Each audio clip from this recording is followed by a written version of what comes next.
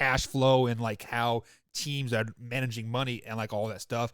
Obviously, we've seen Tyreek Hill go down to Miami for a crazy deal, but then your boy up there in Green Bay, Marquez Valdes-Scantling, did leave for Kansas City. How big a punch of a gut was that for you? Just because like I thought he was kind of the glue of your receiver core. Like, how do you feel about that? He was our take the top off the defense guy. That was it. And it's like I said, he could run past almost anybody in the league, but whether or not he'd catch the ball, that's a 50-50 shot. That's been the biggest question with him is his hands. He's never had 1,000-yard season ever. Right. It doesn't matter in college, anything. He's never had 1,000-yard receiving season. He's a good receiver, but for $36 million, you paid him an average of $10 million a year. Not even close. Like he's a $4 to $5 million a year guy.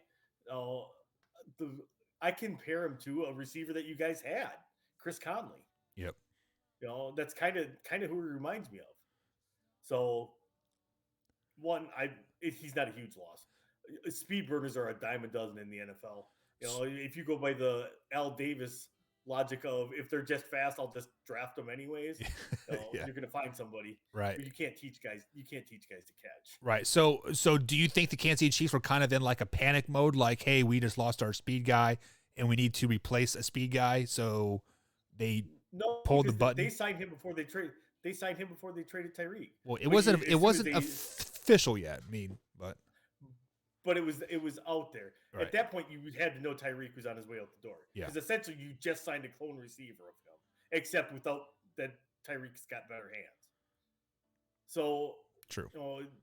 You knew something was in the works as soon as they signed him. Because what are you going to do? Put Tyreek on one end and MVS on the other side? Just send them both straight down the field every time?